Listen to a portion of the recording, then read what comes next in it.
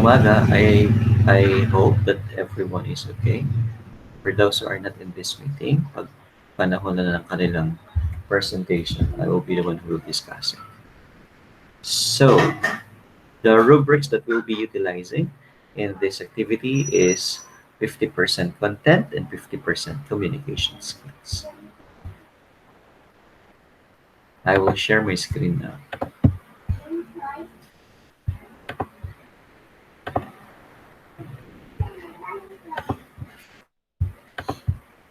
Can you see my screen?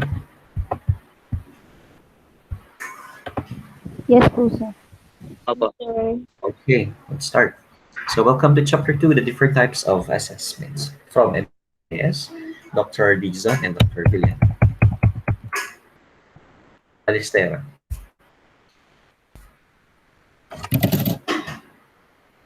Good morning po. Assessment is an essential and power tools in the teaching and learning process. Moreover, it is a process of obtaining data which could measure student competence and learning outcomes. The process begins with the identification of the specific target, goals before collecting and interpreting information. Yun, sinong may idea sa inyo, mga classmates?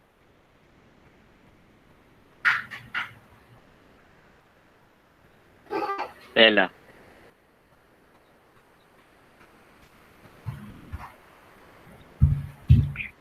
Ang assessment daw ay yung pinakang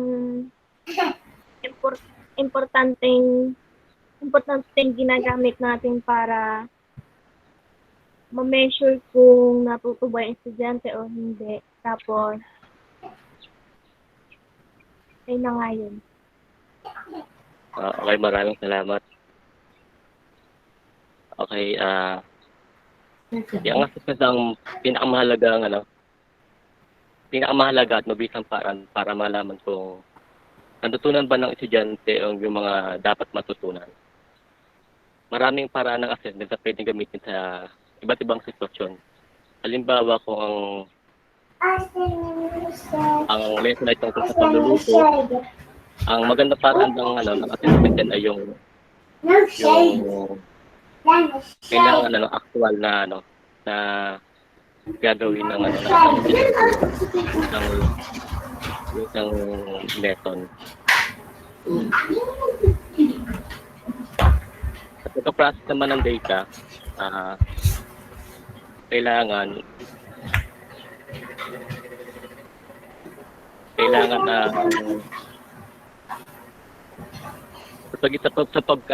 sa beginning ng lecture, kailangan ng objective pagkatapos ng sa duration ng lecture. Sa pamamagitan ng assessment, malalaman natin kung na-meet ba ng objective yung learning outcome. Kung natutunan ba ng estudyante yung dapat matutunan. Tapos dito sa before tayo mag-process ng assessment, dapat malinaw muna yung target ng course kung bakit kailangan magkaroon ng assessment. Kung successful ba o hindi yung lecture. Ang main reason kung bakit kailangan natin ng assessment ay para malaman natin kung may natutunan ba yung estudyante o wala. Next po, sir.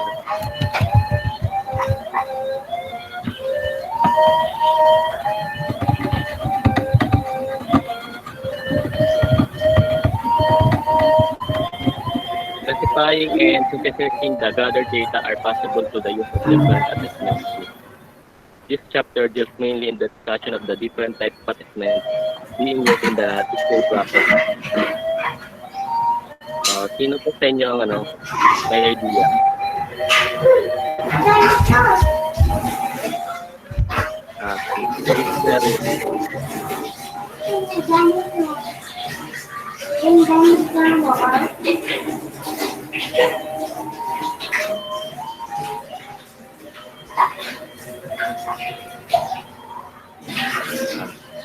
Pwede na lang. Ako ba, Kuya Rally? Sige ka. Sorry. Hindi ko rinig. So, yung pag-uusapan daw natin yung pag-honest yung mga type ng assessment technique. So, makikita natin dito sa chapter natin dito sa pag-uusapan natin yung discussion sa iba-ibang types ng assessment na gagamitin sa teaching and learning process. Yun kay Rally. Okay, salamat ulit. Thank you. Yun lang, every lesson, may mga different assessment technique. Kung ang lecture ay tungkol sa theories and principle, ang best way to assess students ay yung written exam, mga quizzes, mga ganon, o test. Pero kapag ang lecture ay tungkol sa pag-set up ng table o pagluluto, kailangan yun na yung actual performance dapat. Dapat yun yung gagawin ng na assessment, yung kailangan na actual. Let's go sir.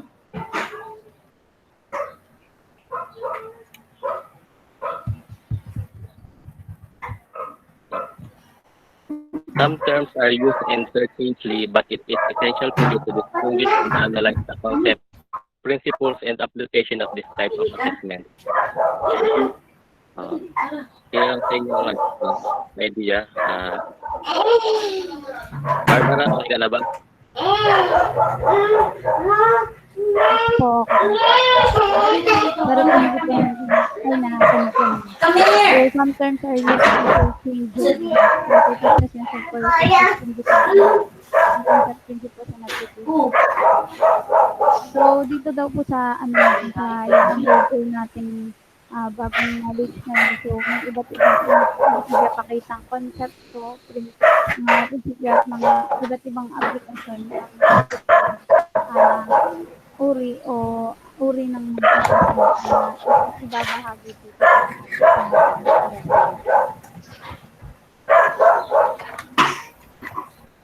Maraming salamat, Barbara. Yun nga, may mga iba't ibang different ng meaning ng assessment para ma-achieve natin yung goals. Kailangan may mga iba't ibang style ng assessment.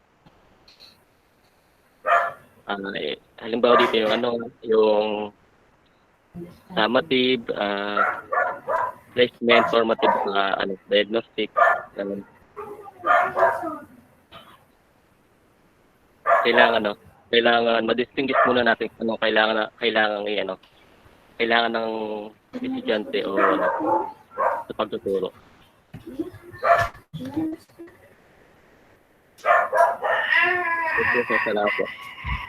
Okay, thank you so much, Karal. So, it is very important to know na pag sinabi nating assessment, ito ay proseso ng pagkuha ng mga datos.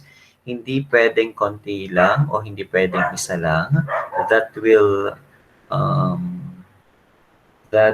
steal the chances of our students to excel in a particular subject kung isa lang ang pagkukunan natin ng grade. So, it's a process of obtaining so many data. Mas marami, mas mabuti.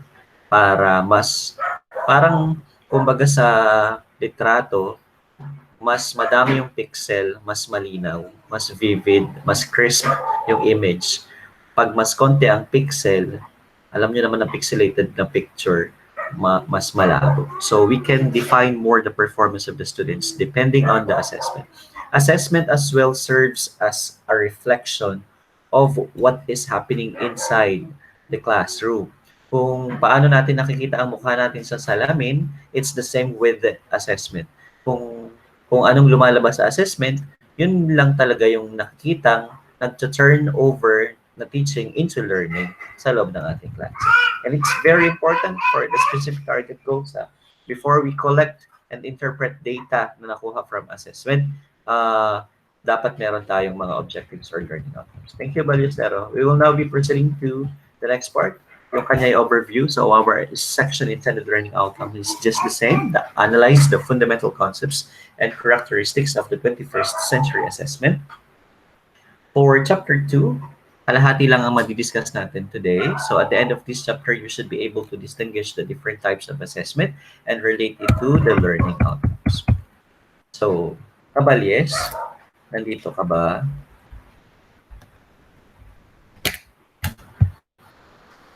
I doubt kung nandito si Kabalyes. Okay. So, we need to answer these questions as teachers. Teka lang, may pumasok yata o may lumabas. Kabalyes. Okay. Bakit daw? Di po nagana sir sa iba po yung SLSU po. Kanino yun? Kay Kabalyes? Opo, tapos kila JC po. Paano kung ginagan?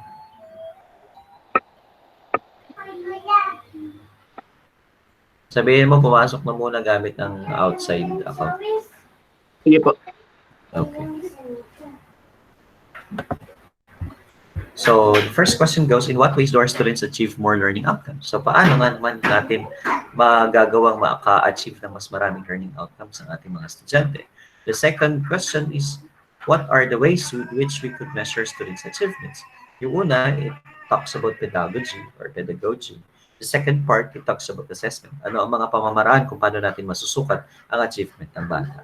So, assessment of student learning requires the use of a variety of techniques. Not just only one, not just two, three, but as much as possible, mas maraming pamamaraan, mas mabuti. Para siyang, tawag dun, para siyang pinakbet na maraming gulay. Marami kang technique na ginagamit kung paano mo isusukat. May debate, may panel discussion, may teaching demonstration. Pero kung hindi naman sila teacher, huwag mo ipag-teach yung demonstration. Wait lang, somebody's answering.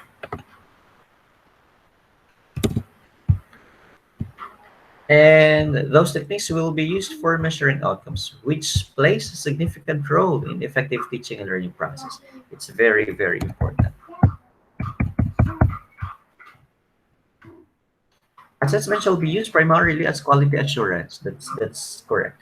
Katulad sa mga kumpanya, pag gumagawa tayo ng mga produkto, let's say for example, tagagawa ng ilaw, pagdating sa dulo may QA or QC or quality control. So assessment served as quality assurance para makita natin nasan na yung progress ng estudyante. Na-attain ba niya yung standards? Napopromote ba yung self-reflection and personal accountability for his learning?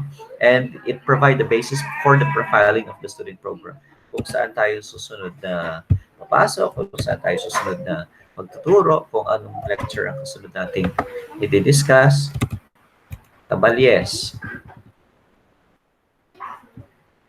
Kabalyes.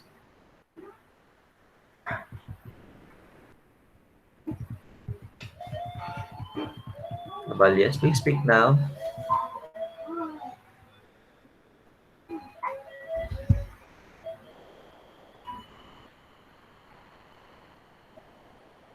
Okay, Kabalyes. Let's go with the different types of assessments. So we have dichotomies. Pag sinabi natin dichotomies, may kabanggaan, may versus siya. So first, traditional versus authentic assessment. Second, formative evaluation versus summative evaluation. Third, norm. That's norm referenced versus criterion referenced assessment. 4, contextual and contextualized assessment. 5, analytic and holistic assessment. Let's now proceed with the first one, traditional versus authentic assessment. Caliejo. Good morning, sir. Good morning.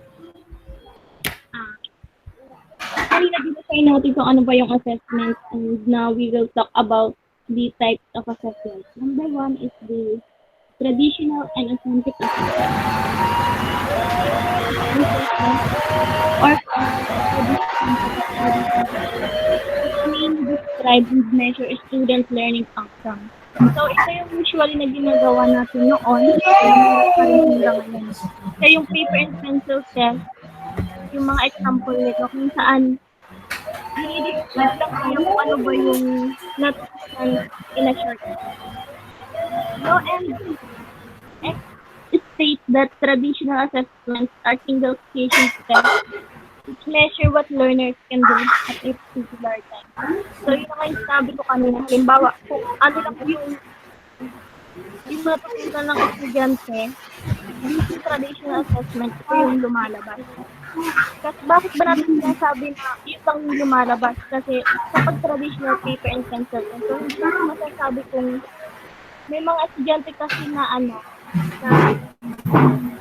natuturo sa iba't ibang pamamaraan na may mga instances na yung paper and pencil test hindi din nakalagay kung paano ba sila natututo. So, ibig sabihin nun, kahit natuto na yung estudyante, kapag ang ginawang assessment is traditional, kung saan para bang hindi ang sa mga estudyante yung ganitong assessment, hindi rin nalabas kung natuto ba sila o hindi. Yes, yes. Very good, very good. And traditional assessments are indirect and inauthentic measures of student learning outcome. Bakit natin sinasabing indirect and unauthentic kapag sinabi natin traditional assessment? Kasi po, itong example po nito ay yung paper and pencil test or quiz. So, kapag habang nag-e-exam ka, hindi po natin masasabi kung natuto ba talaga kasi pag minsan may mga nanggagaya, tapos pag minsan po ay hindi niya talaga alam. Pero halimbawa naghula lang siya ng sagot, pero tumama. So, ibig sabihin, kapag halimbawa 100 items iyon, tapos sobrang swerte mo, 100 items din yung tumama na nilambang mo lang. So, ibig sabihin mataas yung score. Kaya ito sinabing unauthentic or which means not true or not real. Kasi po ganun nga yung may mga ganun pang instances. It is standardized and for that reason, they are one-shot speed-based and non-reference. So, usually, traditional assessment po, yung pinagbabatayan lang niya ay kung ano ba yung standard ng teacher. Yung mga teacher na kung ano lang yung nadun sa paper and pencil test, doon lang sila nag-debate. Eh, paano kung yung ibang estudyante sa ibang way natututo? Masasabi. And assessment often focus on learners' ability of memorization and recall, which are lower level of cognition skills. So, kaya natin sinabi na lower level of cognition skills. Nagme-memorize tayo, nag-fade po agad yung ating yung learning. Kumbaga, hindi po talaga tayo natututo. Minemorize lang natin, pero nag-fade. Kuya Cyrus, parang tawag ko yan. Okay, thank you so much. That's good. Very good point. Ang ating licensure examination for teacher ay standardized. Kaya minsan may mga arguments na lumalabas na bakit kaya susukat ng pen and paper test ang licensure examination na kung saan baka pwedeng haluan ng ibang performance-based assessment. Like for example, ba't hindi natin samahan ng demonstration teaching pagdating sa licensure examination? Pero ibang mga parameters na ginagamit natin sa ating profesyon ay na-apply naman. Kaya nga lang, ang entry level mo ay dapat let passer kapag sa public school. Tapos bago ka matanggap sa public school, dadaan ka syempre sa portfolio evaluation, check kung ano yung pinagagawa mo sa buhay, what are your research engagements or other projects. Tapos, gaano ka nakatagal nagtuturo, it's part also of the pointing system. Then, the demonstration teaching, doon din pumapasok.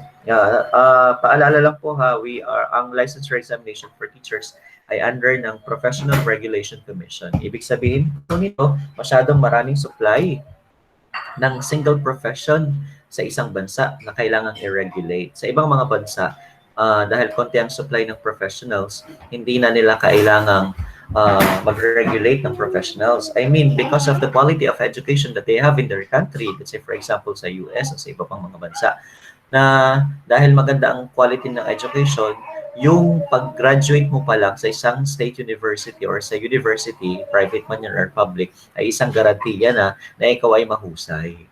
Ngayon, dahil hindi masyadong mataas ang kalidad ng edukasyon sa Pilipinas, we need to regulate the professionals. meron kasing nakaka-graduate ng teacher, hindi naman talaga edge na pang teacher. May nakaka-graduate ng mga engineering students na hindi naman talaga pang engineer. So we need to regulate those. Pero siguro in the next few decades or in the future, sana naman dumating tayo sa pagkakataon na the university education will be enough na tawagin kang engineer, na tawagin kang teacher, and you don't need to undergo regulation commission for that matter. Mag-a-attain lang natin yun kung mataas ang quality ng education. Simula sa basic ed, kindergarten, up to the high school, up to the higher education institution or the college level. Tarancho, are you here?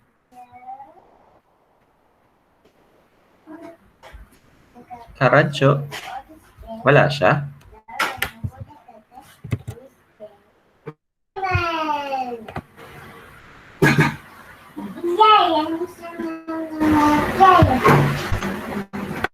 Wala si Tarancho, ha? Okay. Jewel, you're late. But if you wish to talk, just Yes, sir. inform. Nagre-report ka ba? Opo. O, sige. Talikod ko na. Report mo eh. Ito, sige.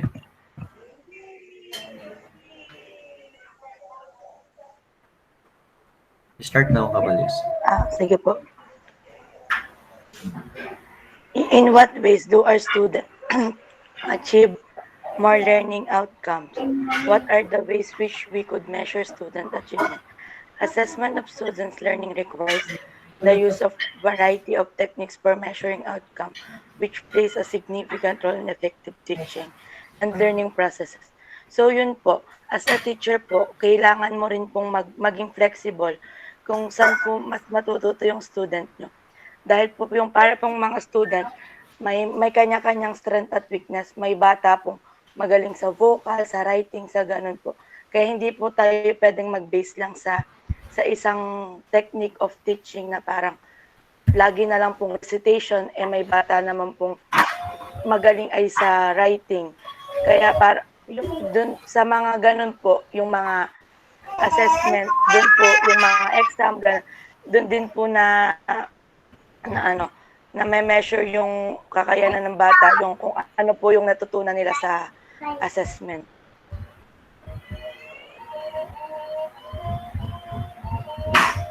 Next ba? Opo.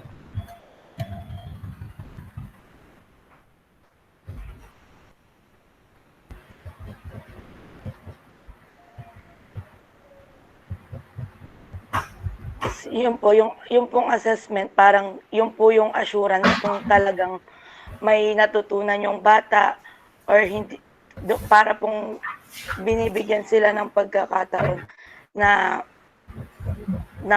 parang mag-process pa yung mga hindi nila naiintindihan ay pwedeng balikan. Para po bang halimbawa, yung 30% po ng klase ay bumagsak, para pong ibig sabihin hindi po effective yung mga pinapagawa sa kanila. Kailangan pong umisip ng ibang way kung paano magiging effective at paano magiging effective yung ginagawa nila, tapos parang effective yung ginagawa nila at para po malaman kung talagang may natututunan sila sa araw-araw nilang ginagawa. Yun lang po. Thank you. Okay, thank you so much, Jewel. We'll now proceed with Karancho's part. Okay, gaya ng sinasabi kanina ng Kalyeho, ang focus niya is traditional. This is the other part versus authentic assessments. So, ang focus ni OBE ay si authentic assessments or mas tinatawag natin sa tawag na PBA or performance-based assessment.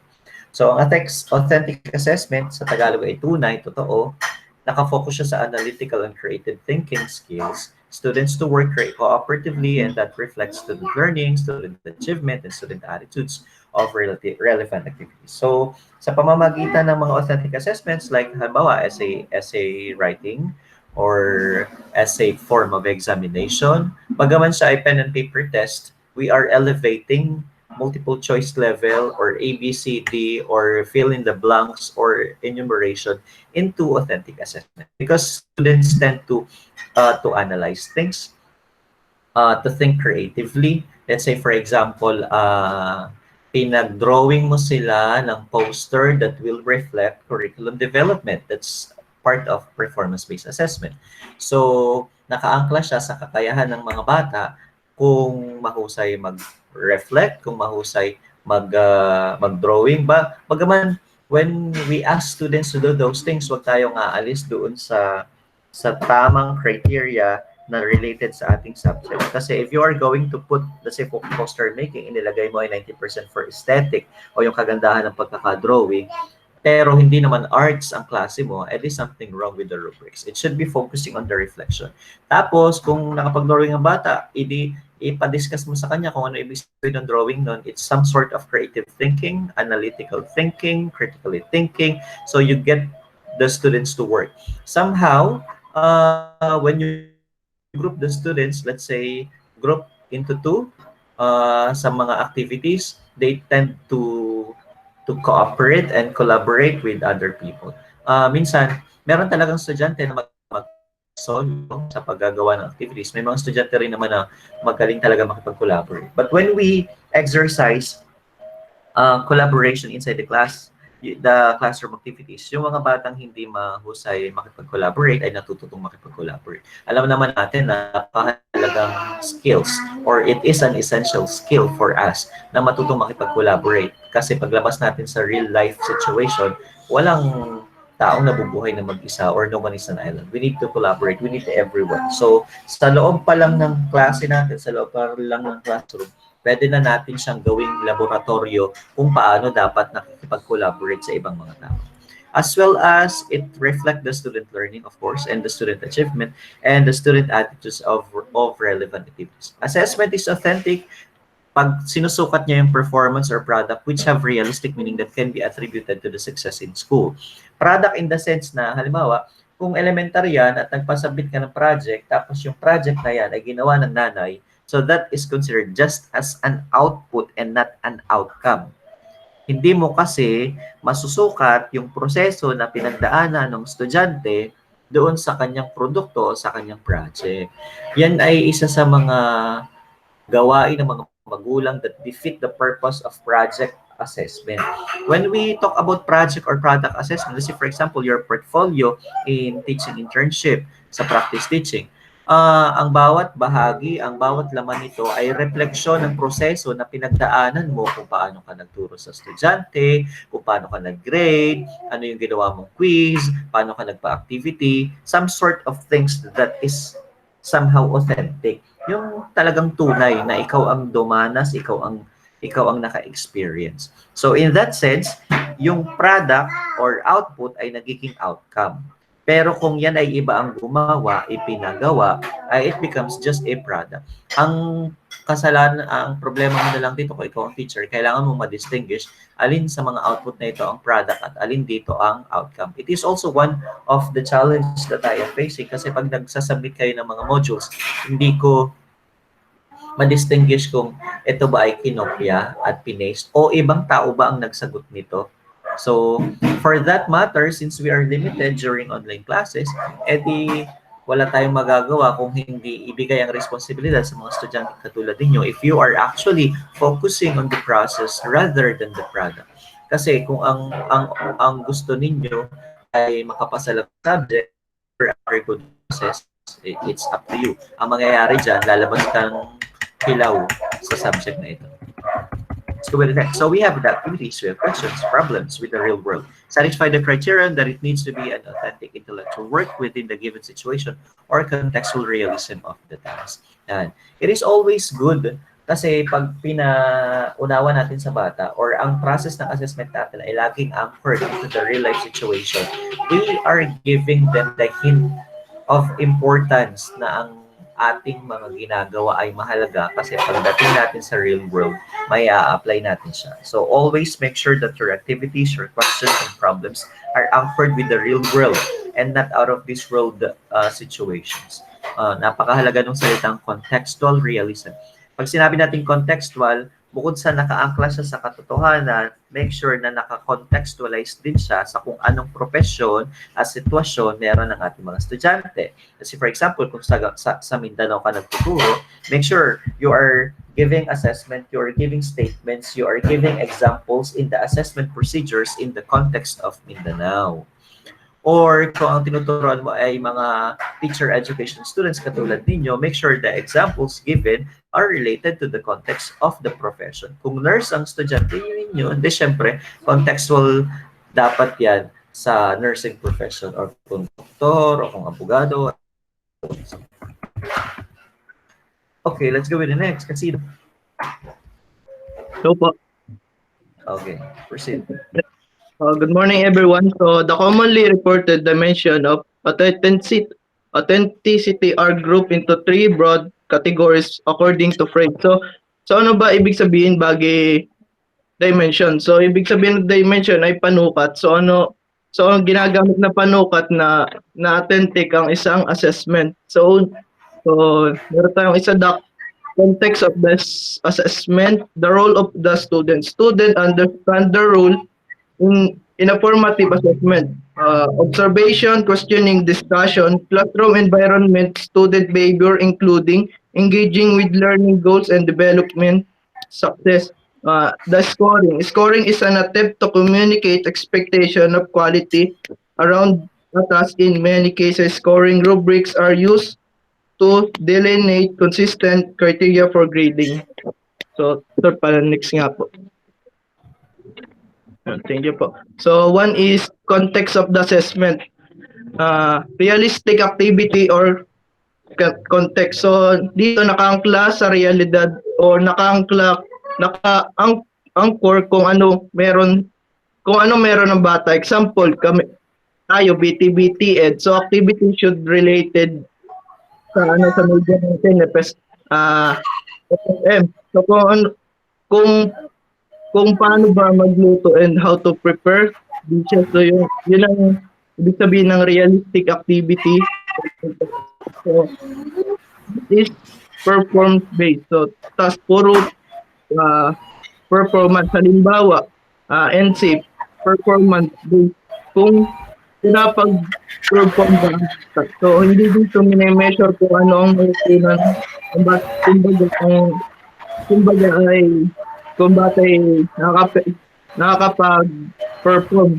So, hindi dito kasi kasali dito yung mga thesis, mga exam. So, that is cognitively complex. So, dito is may performance, may skill, at procedure. Yan lang po, sir. Okay, maraming salamat. So, ito yung tatlong dimension ng panukat natin or measurement kung paano natin malalaman na authentic ang isang assessment. Ang una nga ay sinasabi niya ng context ng assessment. Napakahalaga nga ng context. Realistic ba siya? Performance-based ba siya? Kung nagsusulat lang naman, hindi siya performance-based. Pero kung depende rin sa sinusulat, kasi kung true or false siya, tapos nagbibigay ng reason kapag false, nag-elevate yung ating traditional assessment. At dapat cognitively complex. Yung medyo may level of difficulty. Hindi naman yung ang tanong ay, sino ang presidente ng Pilipinas? Napakadaling sagutin.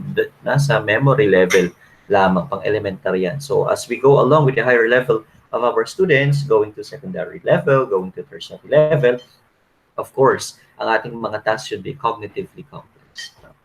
Let's go with the next part. Duan, you're here, Duan. Sir.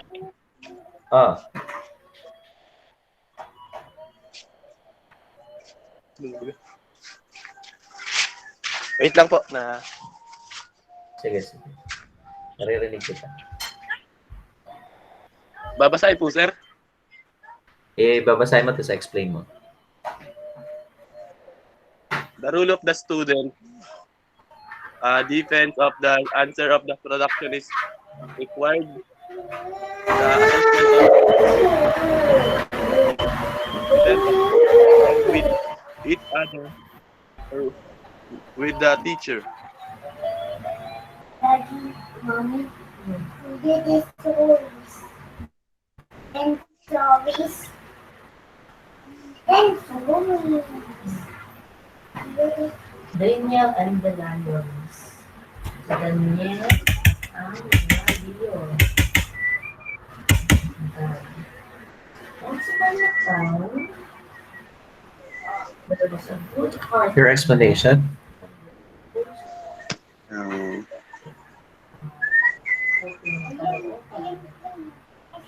Yung a rule of student.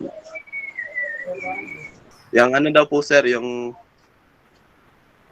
i-depends nung ang answer nung ano sir. Favorite daw ni King. Sige. Yung parang ano sir, collaborate nung student yung mga ano ng teacher.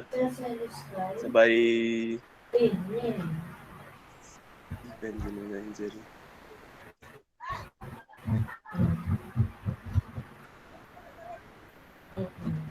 Tapos, ang ginawa ng mga tao ng king, pinilit nila yung hari na magpasa ng batas. Wala po sir, hindi ko po masyado ano. Okay, let's go with the next. Kasi ng mga uli na lang namin kay Lord.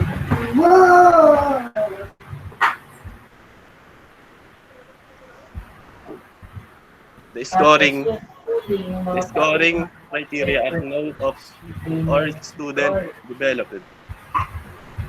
Multiple indicator or portfolios are used for scoring. The performance expectation is mastery. Tapos inihulit siya sa layos. Then, Yung dapat daw po sir na de-develop ng estudyante yung ano, bawat criteria. tapos kinabukasan, pinuntahan ni King Darius si Daniel sa Ben. At nagulat siya kasi hindi siya kinain ng mga layon. Pinutehan ng mga angel ng God si Daniel from the lions.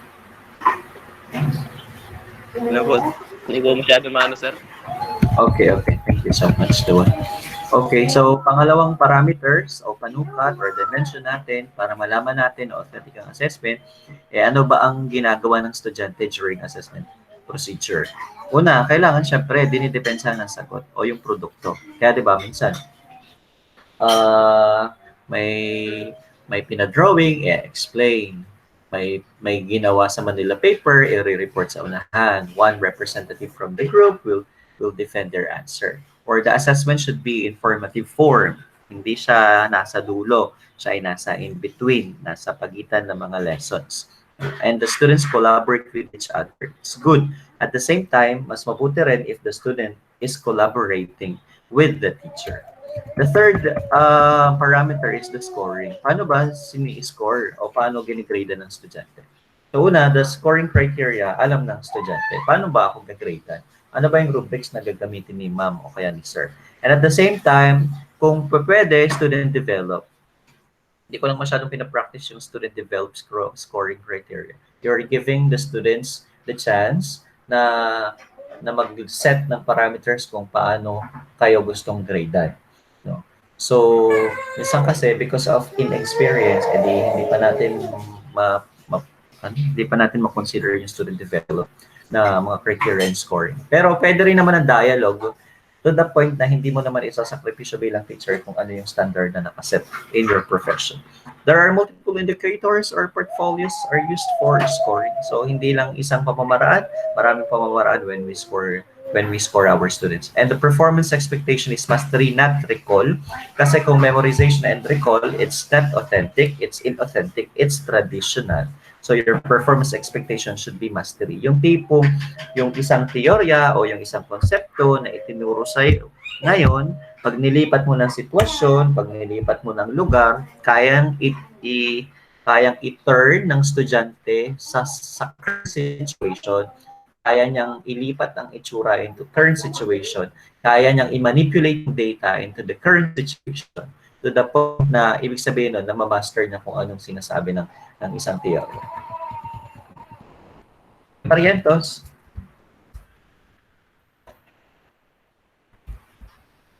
Ayaw na. Barrientos. You're here, Barrientos. Please speak up. Sir, lang ba? Okay. Narinig niyo po ako, sir? Uh,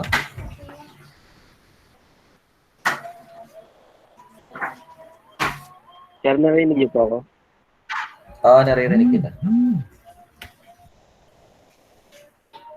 So, sir.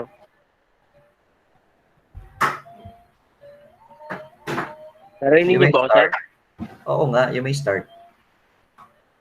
So, sir. I don't get it. I don't know if it's true. Or I don't know if it's an alibi. Hello. Anyway, lahat po ng mga estudyante, ikaw man po ay nag-online o The nag-pure present modular. equal curriculum I need to hear. Through attendance class. It should reflect the teachers' what.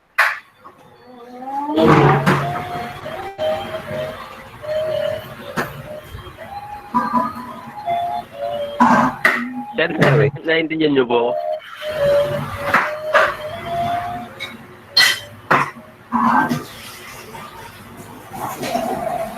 Naririnig kita at naiintindihan ko.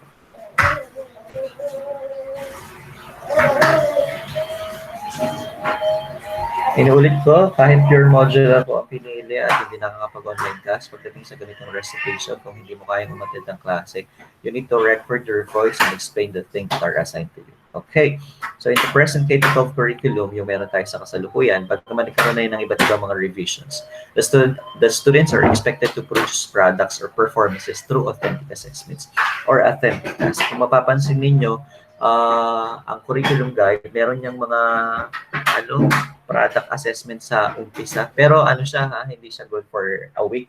Minsan, it's good for a quarter, so, ibig sabihin 10 weeks bago matapos ng bata. Pero usually, di ba, pag pumasok ka sa, kaya lang hindi pa kayo nag-field study sa kasalukuyan pero pag pumasok ka sa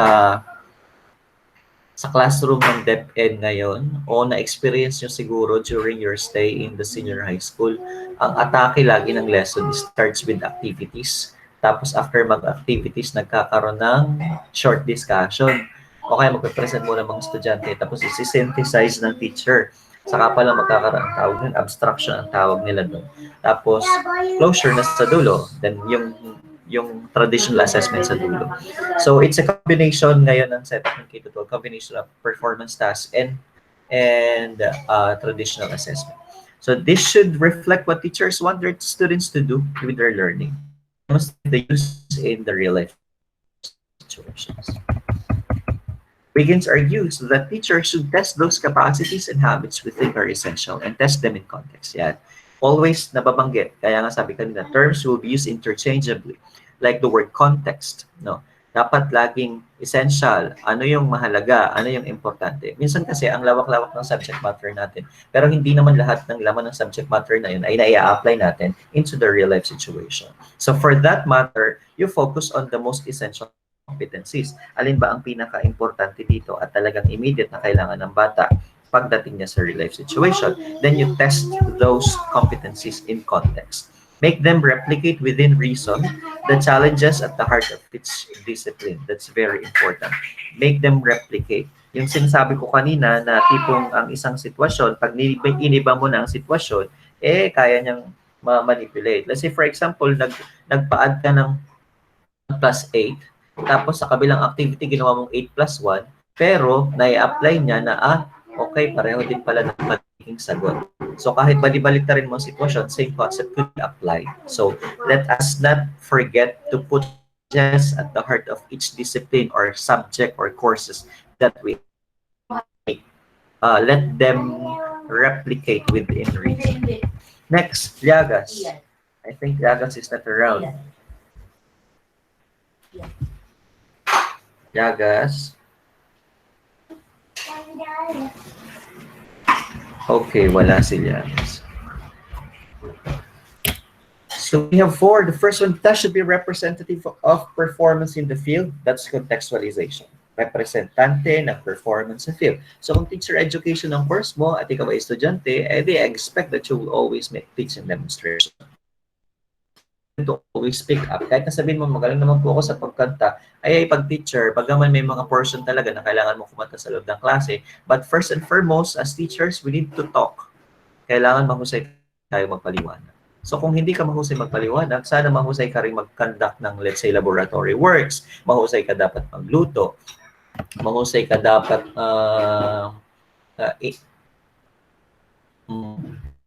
pero kahit gaano ka kahusay sa pagluto, because you're an FSM student, because you are a teacher, dapat marunong ka rin at mahusay ka na sa verbal abilities. No, it's one way of measuring. Sa collegiate level, hindi na laging tipong, hindi ako magaling, so baka mahina yung teacher ko. Baka to the point na hindi yata bagay sa iyo yung profession na pinapasok mo. So, better decide now than sayangin pa yung mga susunod na mga taon doing things na hindi naman pala akma para sa atin. So number 2, attention should be paid to teaching and learning the criteria for assessment. Kaya sabi ng estudyante kahapon na nag-refer sa Comprov, kung anong tinuro, kung nasa loob ng teaching and learning process, yun din dapat yung assessment na atin ini-apply. Self-assessment should play a great role. Yan. There were portions and moments na estudyante ang nag-grade sa kanilang mga sarili. That's very important. At the same time, pag nag-perform ang bata, let's say nagre-report sa unahan, siya mismo ay nakakapag-assess ng kanyang sarili na, okay, ito pala yung kahinaan ko at kailangan kong i-improve. When possible, students should present their work publicly and defend it. Kaya nung senior high school, meron tayong mga gallery walk, meron tayong mga thesis defense, meron tayong mga thesis presentation or research presentation. Meron tayong mga sabayang pagbigkas na inilalaban sa iba't ibang mga areas. So, as much as possible, you present your work publicly or you present their work publicly. Not to the point kasi kapag mga sabayang pagbigkas ang inilalaban lang, hindi magagaling. Give the students an avenue or chance na kahit na hindi magaling ay maipamalas o mag-undergo ng ganung uri ng assessment. Kasi for example, ang subject mo ay Filipino, magsabay ang pagbigkas tayo. Lahat kayo, hindi yung mahuhusay lang. Let's go with the next. In general, below are some of the best uses of authentic assessment. Ang authentic assessment ay direct measures. That's very true. Kung nagturo ka na isang konsepto, sa dulo, mag-activity, tapos ipapaliwanag ng bata, the direct measures yun. Nasukat mo na agad kung may authentic assessment capture constructive nature of learning. Constructive in the sense na kasi traditional at pinagsak mo siya, it will distract you. Constructive ang nature ng authentic assessment because it has self-reflection, it has self-assessment. And of course, when we are giving feedback during assessment sa ating mga estudyante, make sure that we are giving them constructive criticism, yung tipong mag-i-encourage sa kanila at magpaparealize sa kanila na, okay, hindi ko pa ito lubos na nauunawaan at kailangan ko pa mag-strive. And minsan, during the process of the assessment, naiintindihan ng bata kasi nagpi-feedback immediate si teacher na, okay, ito pala yung tama, mali pala yung paniniwala. Number 3, assessment. Authentic assessments integrate teaching, learning, and assessment. Minsan kasi, pag teacher-focused ang ating discussion, hindi feed lang ng feed si teacher. So, it's teaching. Hindi mo ma-measure si learning. Pag ang assessment mo ay authentic or performance-based, may immediate reflection, nakikita mo yung learning. At the same time, during that particular event, natututo rin talaga sila. Let's say, for example, nagko-collaborate sila into something na topic, then they are brainstorming. So, sa pamamagitan ng brainstorming, you are actually in the process of assessment, but you are also in the process of natututo sila sa kanilang mga kaklase, sa kanilang colleagues, kung nag-i-interview sila ng mga teacher sa labas. So, assessment procedure siya, pero natututo rin sila at the same time. So, tinatahi ng authentic assessments ang teaching, learning, and assessment into one. Number 4, authentic assessments provide multiple paths to demonstration. Hindi lang isang pamamaraan, but there are varieties of ways. Mag-interview, mag-research, magturo, magsayaw, kumanta, mag-discuss, magturo sa bata, so on and so forth. Let's go with the next. Wala, may details pala, Merle. Good morning po, sir. Good morning. Authentic assessments are direct measures Forms of assessment tasks must be applied in authentic situations. This could be done also by teachers by asking the students to use what they have learned in some meaningful way. Example, conducting a science experiment, hypothesis testing, developing feasibility study, calculating savings. So, ang authentic assessment is assessment given to students designed to assess their ability to apply standard-driven knowledge and skills to real-world challenges. So, for example, kung tuturuan kitang mag-golf, kung tuturuan kitang mag-golf, hindi ko sasabihin sa iyo na ganito dapat yung gagawin o ganito. Hindi mo kailangang mamit yung standards ko. Ang gagawin ko lang sa iyo, ilalagay kita dun sa golf course, titingnan kita, sahayaan kitang kung ano yung gagawin mo para ma-shoot yung bola dun sa bilog, dun sa kashutan. So, ganun din sa classroom. Sa classroom, yun bilang teacher, magbibigay ka ng authentic assessment. Titingnan mo yung isang bata kung paano niya ito sasagutan na kumbaga sa totoong buhay, kung paano niya ito masosolusyonan sa sarili niya. Halimbawa as discussion partner groups. So dito pa lang, isa tong authentic type ng authentic assessment na kung saan makikita mo na doon pa lang may kaalaman na agad yung bata doon sa naging topic nyo. Kasi makikita mo magbabatuhan ng mga nalalaman yung mga nasa isang group. So, measure mo na agad kung may natutunan yung isang bata.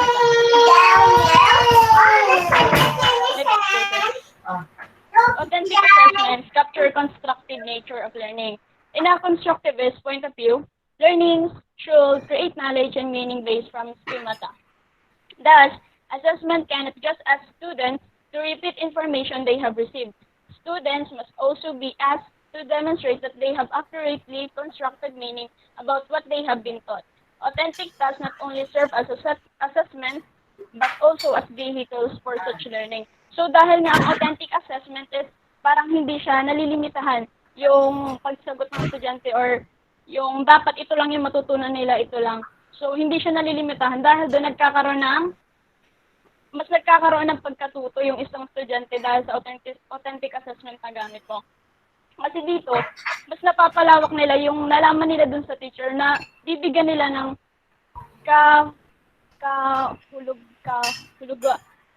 kahulugan na hindi lang doon nakabase sa itinuro. Kung nailalabas nila dito yung kung paano nila ito i-apply dun sa totoo. Kung example nila is yung sa sarili nila. So, nagagamit nila yun. Hindi yun nalilimitahan. So, dahil doon nagkakaroon ng pagkatuto. At isa pang halimbawa nito is student debate.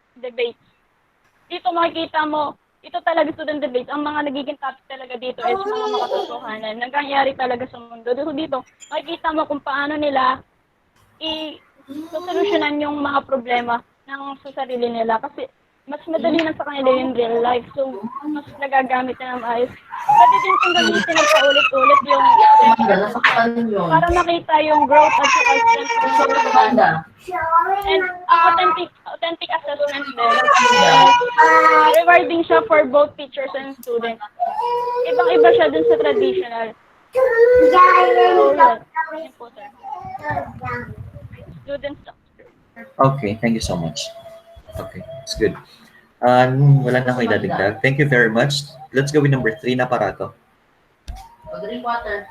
Drink your water. Hey. No more. Yeah, no more. Parato. Sir, Okay. Dr. Brown Bell. morning po. Authentic assessments integrate teaching, learning, and assessment. Open the door. Jimmy. In the authentic assessment model, the same authentic task used to measure the student's ability to apply the knowledge or skill is used as vehicle for the student learning. Yun nga sir, dito sa number 3 which is yung dapat You're welcome. yung assessment is integrated Anda. sa pagtuturo at kaalaman at tawag din sa assessment. Tapos kung ano yung sinasabi nila sa assessment model is which is for example like Airplane. yung topic mo is about sa pagtuturo sa teacher yung effectiveness of the lesson sa loob ng classroom is dapat kung ano yung kung ano yung tinuro mo, yun din yung gagawin mong authentic task para masukat yung kaalaman ng yung estudyante. Hindi ka pwedeng magturo ng math kung ang tinuturo mo naman ay is yung pagiging isang mahusay na guro, yun nga sir. Then, Sige. Buso mo. ready yung mic mo. Then yung problem solving and decision making skill best exemplified by this purpose. Students are learning the process of developing a solution to a problem by simply applying the meaningful concepts. Yun nga sir, sa authentic assessment, kailangan yung mga bata is natututo rin kung paano mag-resolve ng isang problema. Sa pamagitan ng pag-iisip sir ng way kung paano nila masisolusyonan yung isang problema na yan. And then, sir, paano ka sir ng isang slide?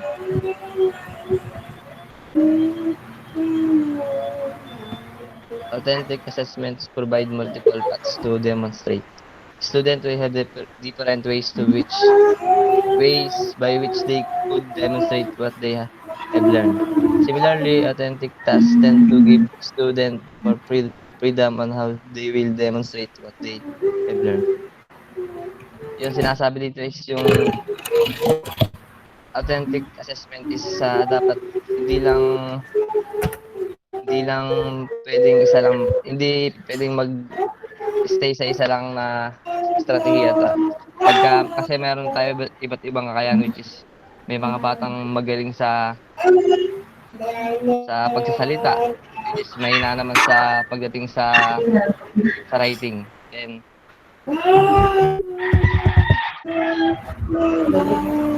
authentic tasks tend to give the student more freedom on how they will demonstrate what they learn. Yun, sabi nga dito sa RIS, kung ano yung nakuha ng bata na idea doon sa iyong pagtuturo, meron siyang kalayaan kasi yun nga lang yung siguro hindi natin yun yung kanyang kakayahan, hindi natin siya masisisi.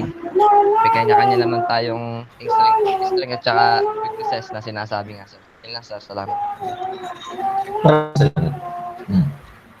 This is applicable to our students, but when it comes to our profession, dapat magaling tayo sa speaking and sa writing.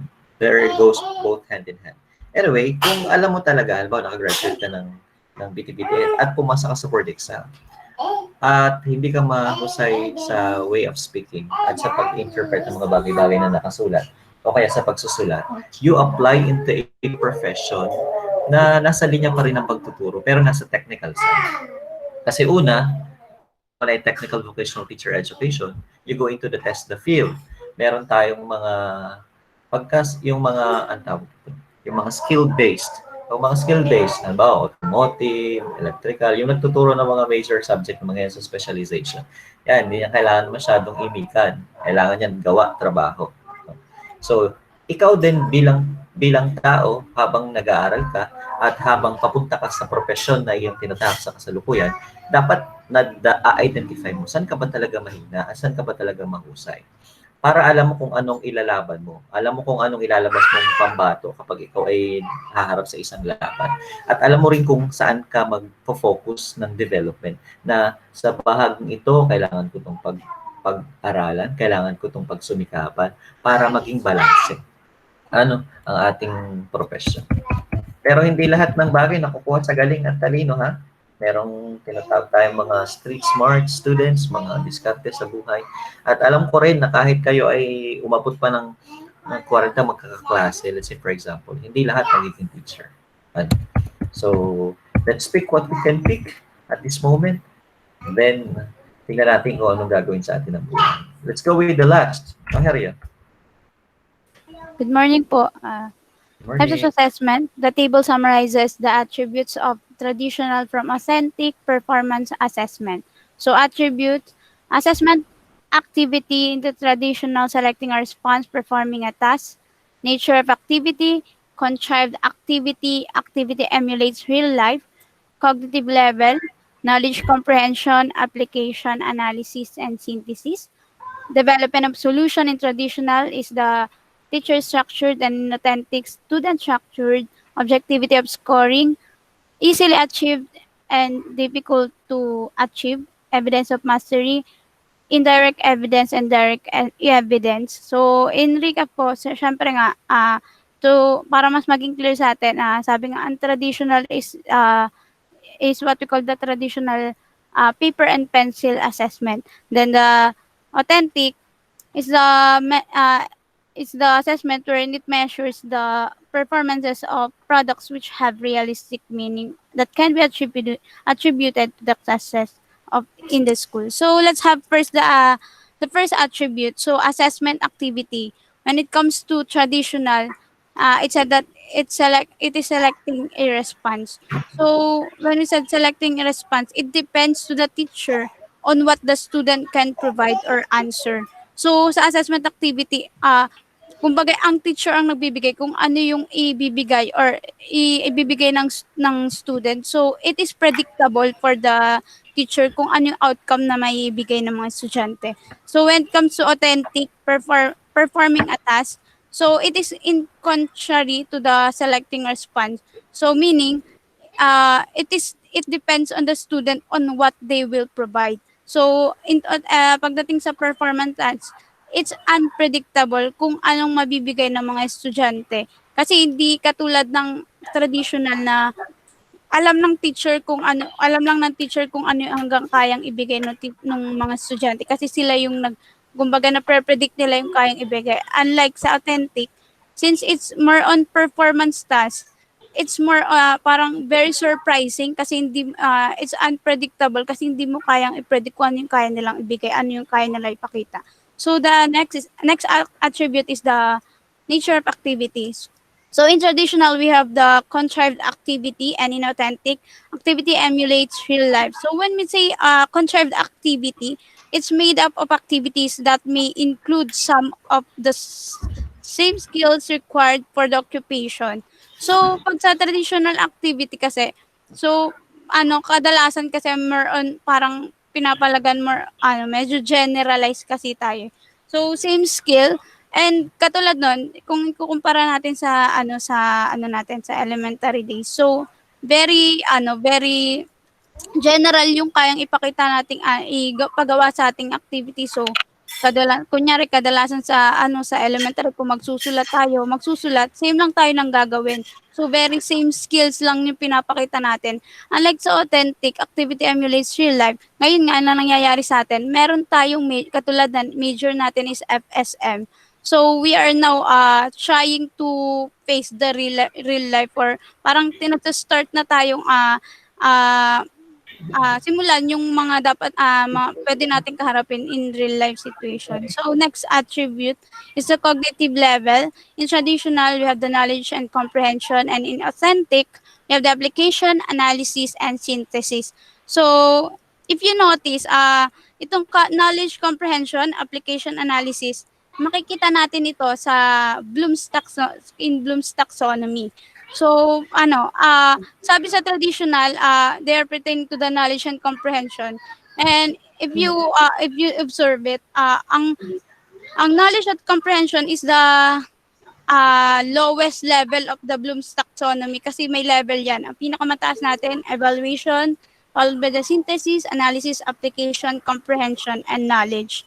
Then, pagdating sa authentic, doon na siya nagbase sa mga matataas na level ng tinatawag ng taxonomy ni Bloom. So, we have the evaluation, synthesis, analysis, and application. Ngayon, mas effective to kasi pag ginamit natin dito sa assessment is authentic, the student cannot just memorize the knowledge or cannot just memorize it, but most especially, they can understand it. Kasi pagdating sa application, analysis, synthesis, mas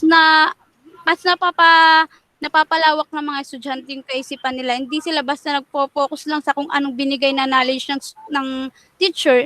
Kumbaga, napapalawak nila. Pwede pa silang mag-explore na iba pang bagay na kung saan mapapalawig pa nila yung kanilang kaalaman. So in the next attribute, we have the development of solution. So in traditional, we have the teacher structured, and in the authentic, we have the student structured. So in teacher structured, the convergent action problem is highly structured by the teacher.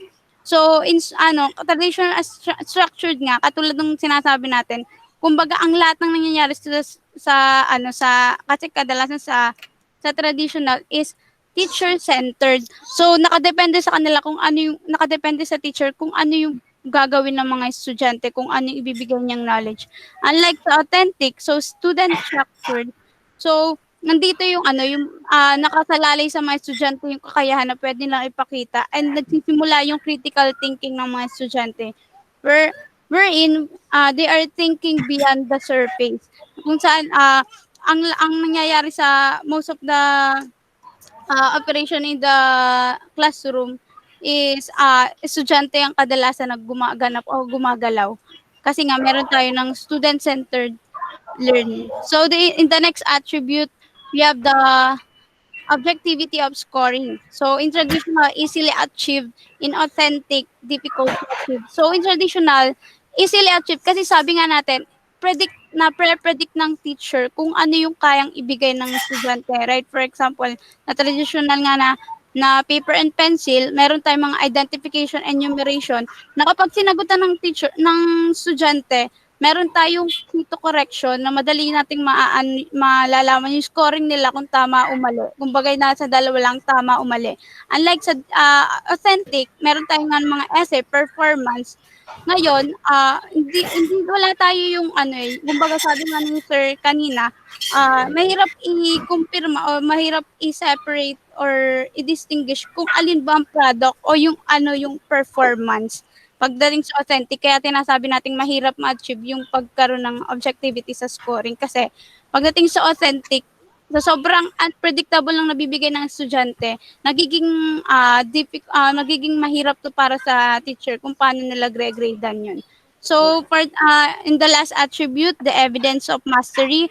In traditional, we have the indirect evidence, and authentic, the direct evidence. So when we say indirect evidence, it tends to be composed process science that students are probably learning. The whole operation is mostly run, kumbaga, sa indirect evidence kasi parang i-compare natin sa elementary days natin.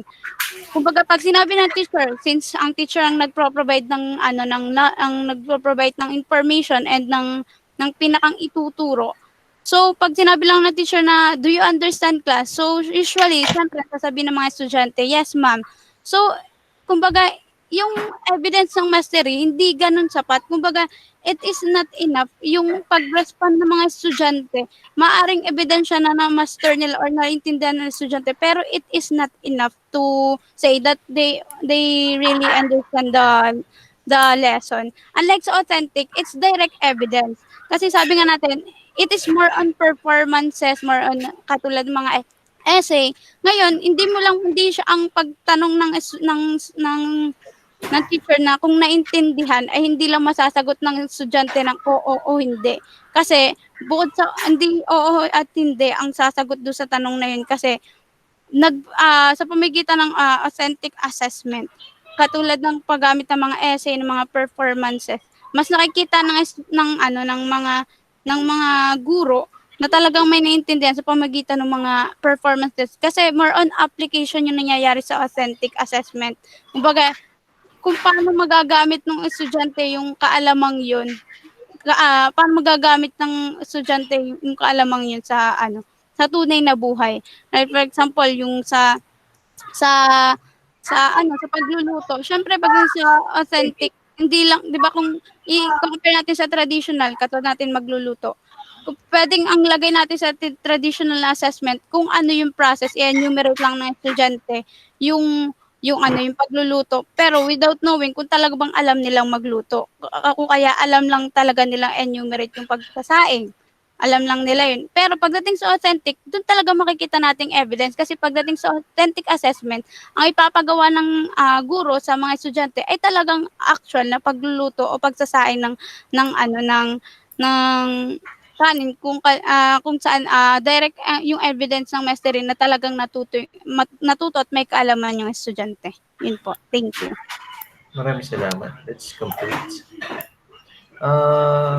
Para GMRC yan, tipong nagpa-pen and paper test ka sa GMRC. Siyempre, pag may tatawid na matanda sa tulay o kaya sa karsada, anong isasagot mo? Di ba, siyempre, tutulungan mo. But you cannot actually measure directly. Kaya meron tayong indirect evidence. Hindi mo talaga alam kung ipinapamuhay ba ng bata kung ano yung kanyang natutunan. And this is the first part because it's traditional versus authentic. Ito yung pinakamahabang bahagi ng pagkukumpara ng uri ng assessment because these are the general. The other dichotomies, yung 2, 3, 4, 5, hindi ko alam kung may 6 na, ko na, ay i-discuss natin next meeting. So, thank you very much for attending the class. Any other concern, guys?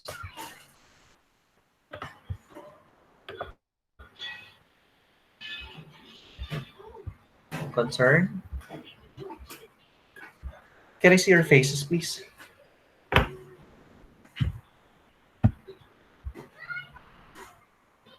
Aba, nandiyan pala si Shane. I miss you, Shane.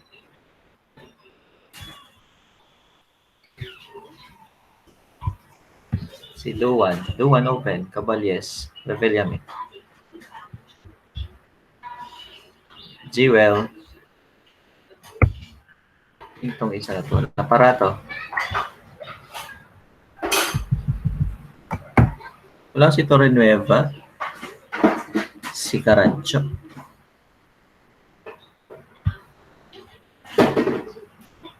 Bagong gising yata.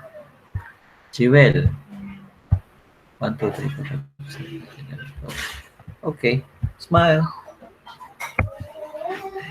Ngiti si Balister. Ganda lang no mo, Rebellion. God bless you. Ingat. See you later for our next. Thank you, sir. Thank you po. Thank you, Thank you po. sir. Salamat.